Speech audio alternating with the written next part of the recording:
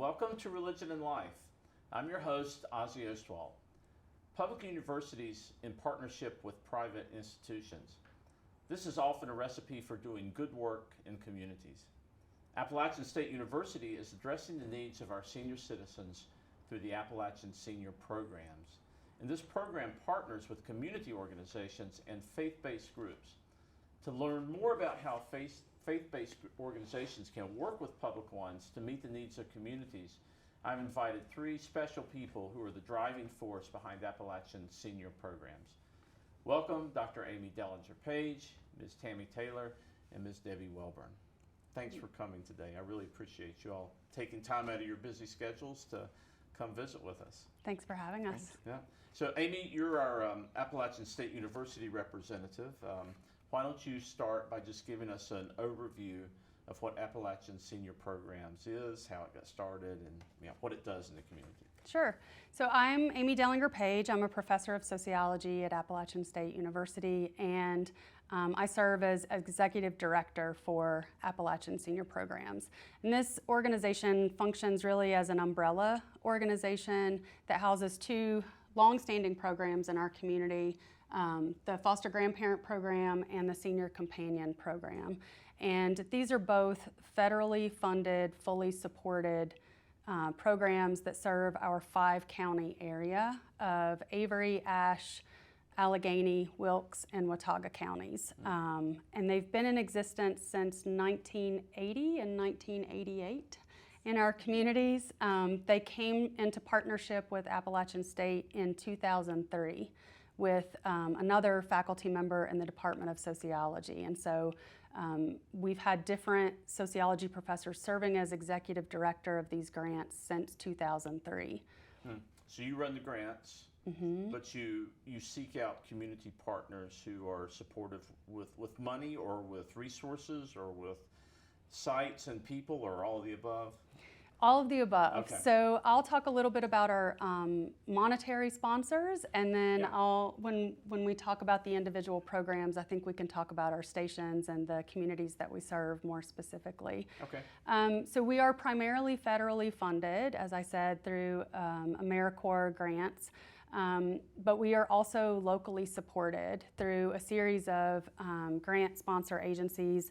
Those are High Country United Way of Wilkes County, Valley Country Fair, Ashe County Administration, Allegheny County Administration, Wilkes County Administration, the North Carolina Community Foundation, Blue Ridge Energy Foundation, and the American Emergency Vehicles. It's really important that we wanted to mention all of these local sponsors because they have a long-standing commitment to supporting these programs, and we think it's really important that we give a platform for them as well. Now, none of the organizations you mentioned there are necessarily faith-based communities, but you do have input from some local faith-based communities, is that correct? We have great faith-based partners. A lot of our recruitment for volunteers who do this work and how we find out about clients, especially for senior companions, is through partnerships with churches in all of the different counties. They also are supportive of our programs through allowing us to use their spaces to provide in-service training. We're required to do in-service training several times a month.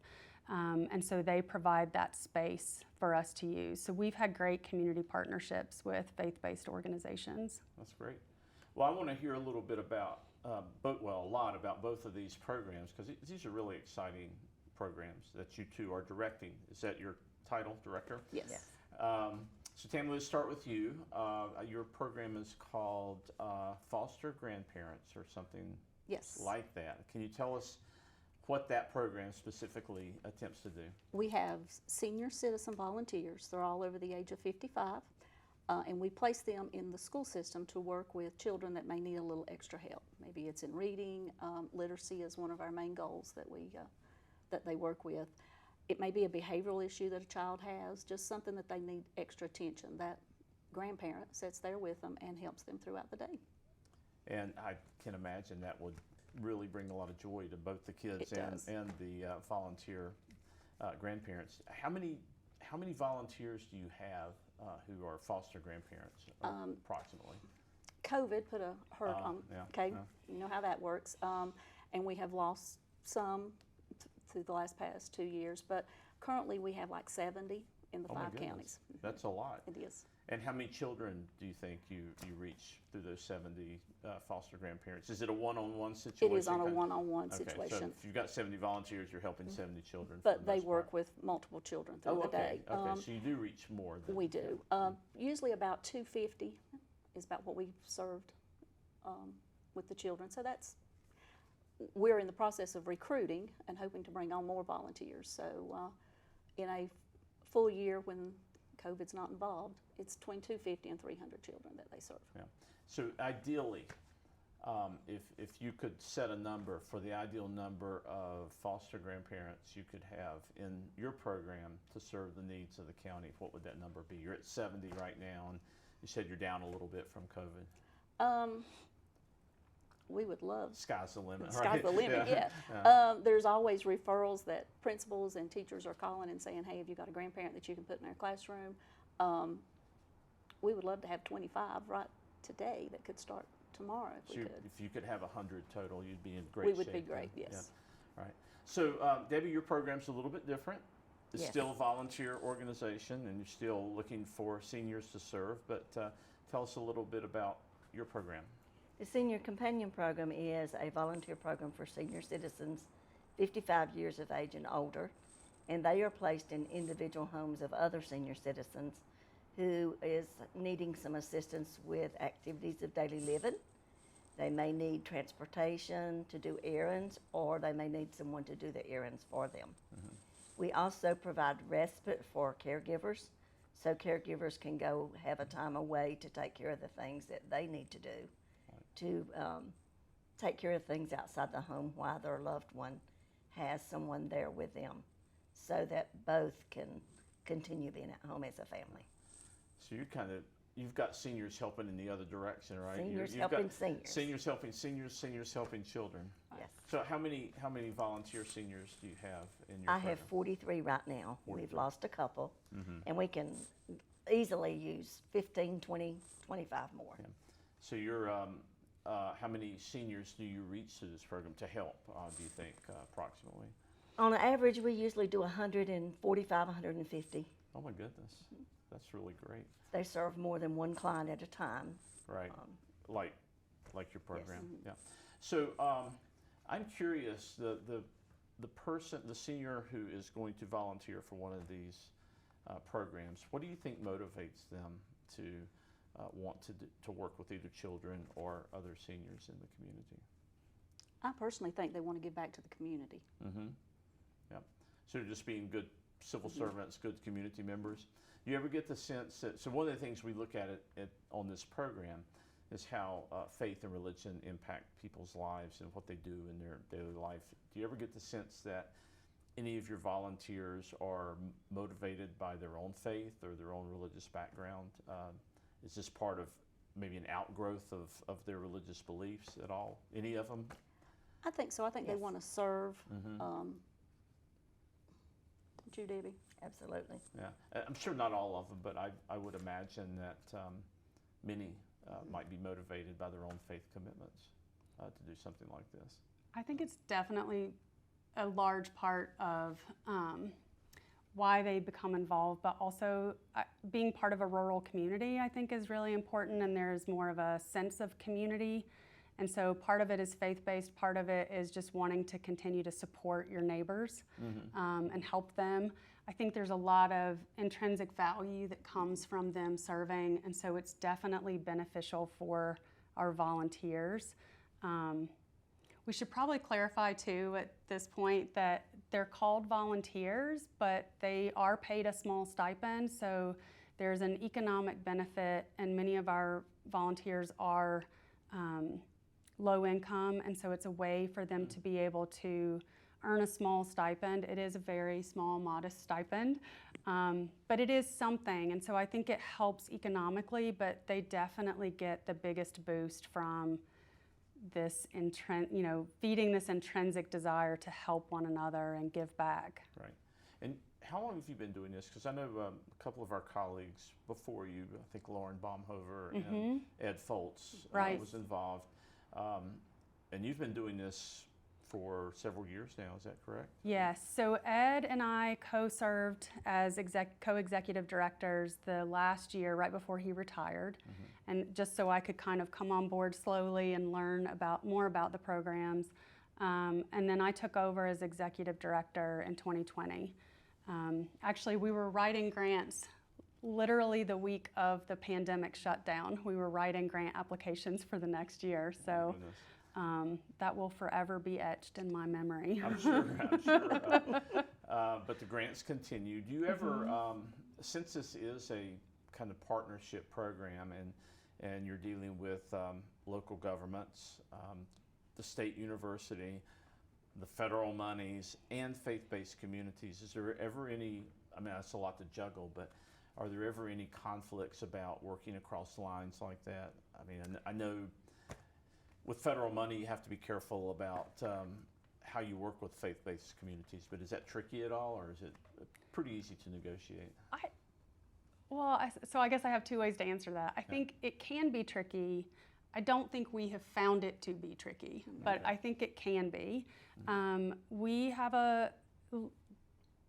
Especially recently, we've taken a real interest in trying to expand knowledge and education about diversity efforts and inclusion efforts. And so for me, part of that is education about different faith communities and really including all faith communities, but also being inclusive of other communities as well. Part of our recruitment efforts more recently are really to make sure that our volunteers mirror the people that we serve and trying to increase diversity in terms of our volunteers.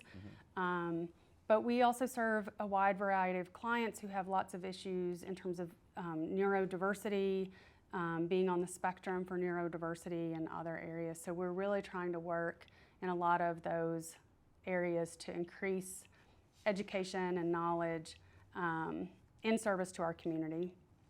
And so I think part of that is faith-driven. Right. And so as long as we are welcoming to all communities, including people who may not be faith-based, then I think we are able to kind of navigate that line a little I hadn't really thought easier. of that angle, but if you've got a diverse clientele when it comes to religious commitments or non-religious commitments, then you want your volunteers to be knowledgeable enough to be able to communicate, but also I guess you don't want volunteers going in and trying to proselytize or impose faith in any way, and I'm sure that that's never a problem, right?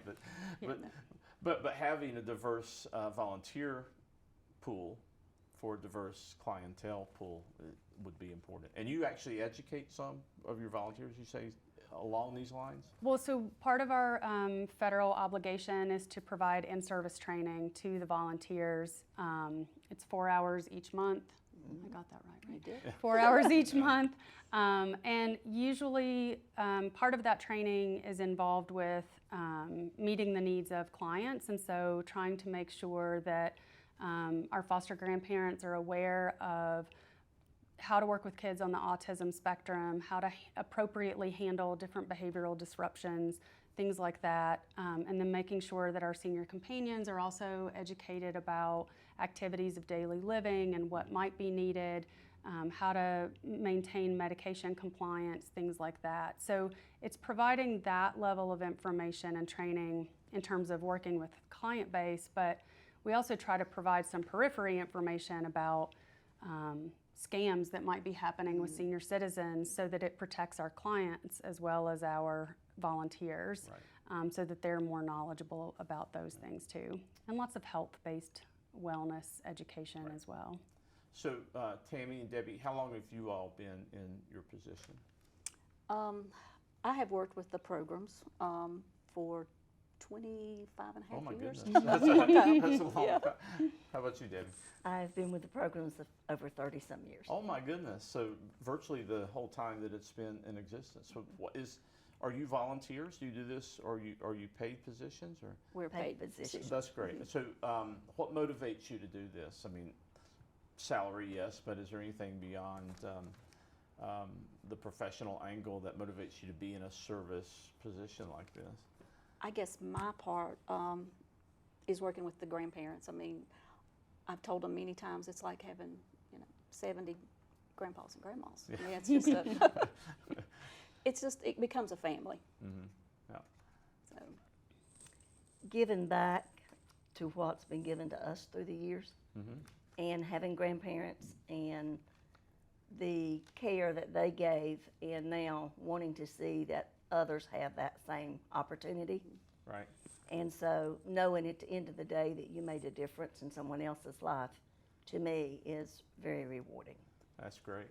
Yeah, and I've been doing a little reading since I realized you guys were going to come on, and I mean, I guess we all know that we're experiencing some pretty dramatic demographic changes in developed countries around the world. America's no different. So I started reading about that, and I found some numbers that just sort of made my jaw drop. For example, and y'all can respond to this, but I think some of these numbers just sort of reinforce how important the kind of work you're doing is.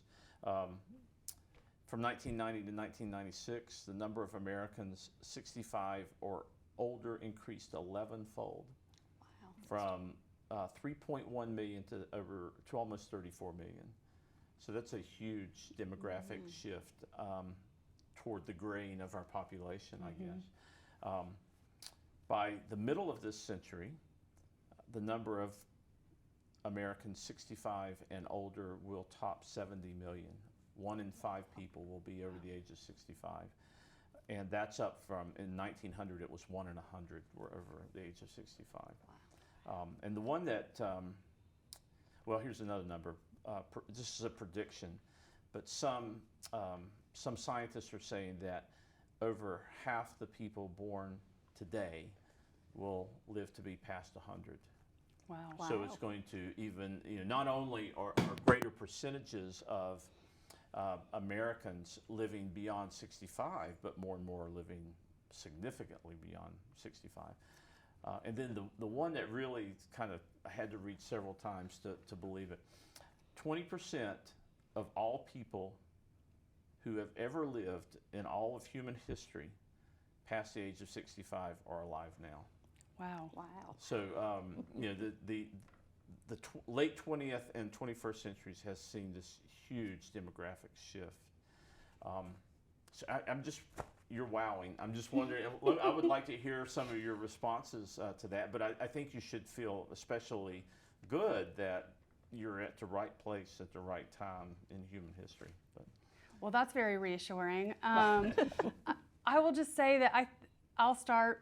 I think it's so important to engage senior citizens because they have so much to offer, both their peers but also younger children. And I'm a big fan of intergenerational contact and mentorship. And so I think in some ways it's reassuring that we have this larger population of potential volunteers to draw on. There you go. It's still a little shocking for me to hear that they consider senior citizens age 55 and up.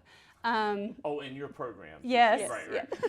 And that's a standard that's set by AmeriCorps seniors. That's who they identify, but it's just hard to hear senior citizen at 55. But I think, I think that's helpful to know. It's also, I think that means that we have volunteers that can assist our programs for much longer. Yeah, your pool is growing. Our pool is growing. Yeah. That's right.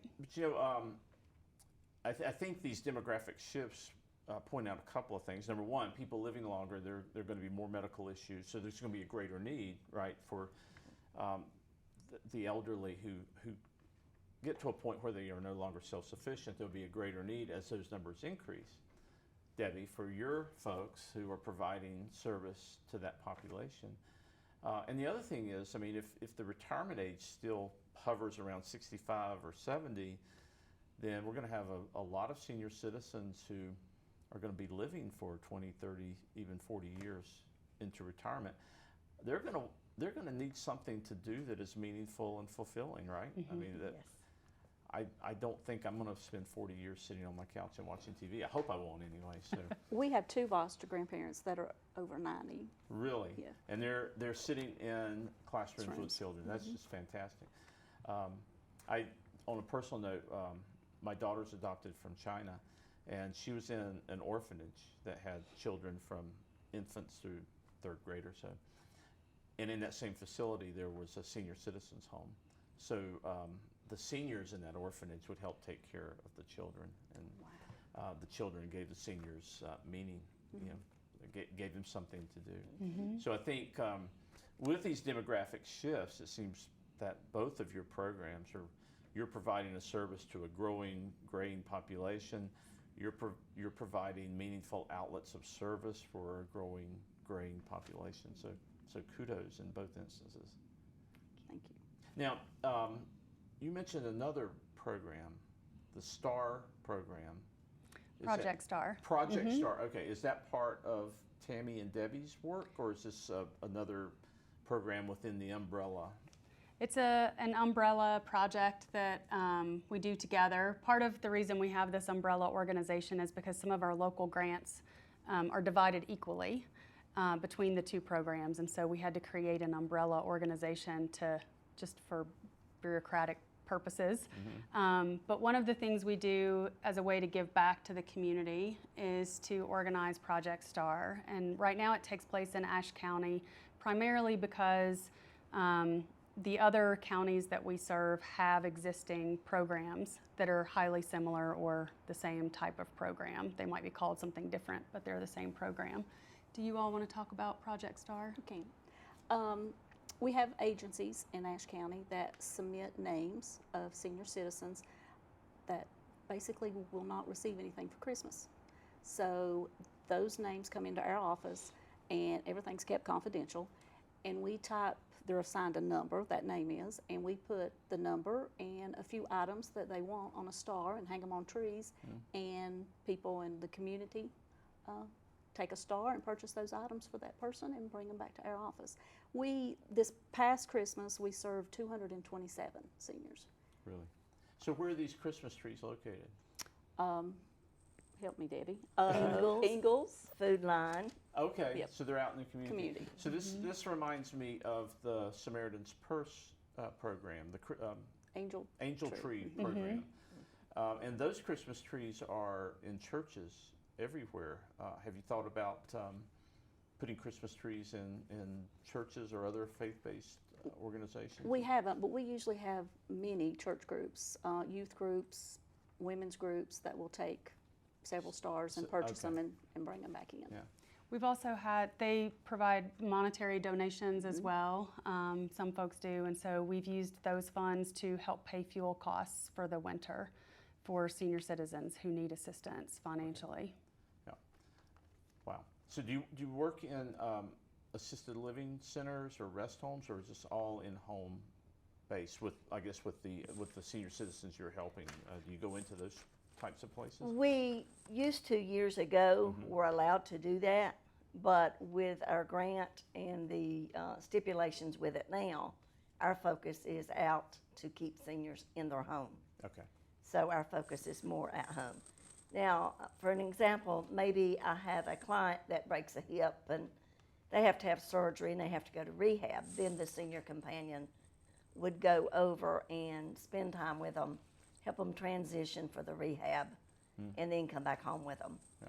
Or maybe a person is getting ready to come out of a facility and they've had major surgery or something, and they're going to use our service. We may go to the facility and meet them there and get to know them, spend time with them, so when they come home, we're ready to pick up that care. Do you all get a sense that in our culture, in American culture, ageism is a real thing, and that our elderly are forgotten and or even abused? I mean, is this a real problem? You're out there working with them? It is a real problem. Okay. Well, go ahead. I'll just say, even during the pandemic, we found there are lots of assumptions about what people think our senior volunteers can or can't do in terms of abilities. And so I think And I don't think when those assumptions are made, it's ill will. It's just they just don't know. So we're trying to make sure our seniors are well versed as much as possible in technology and things like that. The pandemic forced us to kind of shift how we provide services for foster grandparents because we weren't allowed in the school systems for a year, but they needed to still be able to serve the clients. And so we had to quickly come up with, well, what's an alternative work plan that we can use? So did you have your senior volunteers zooming in with these students? We did. That's great. That's a adoption of technology that I'm sure some of them weren't comfortable with. I'm not comfortable with it. Of course, I'm a senior citizen, right? I'm with you at that 55 number. That's a little young. That's a little harsh. It's a little harsh. So if there are organizations out there who are listening to this, either faith-based or otherwise, and they want to get involved, how would they go about doing that? And what are the needs? Maybe that's a good way of asking the question too. If y'all were out there and you could say to the community, this is what we really need. Is it facilities? Is it donations? Is it more manpower?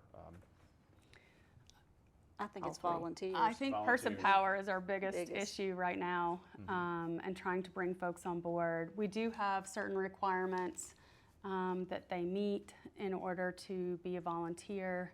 So that's important that folks understand.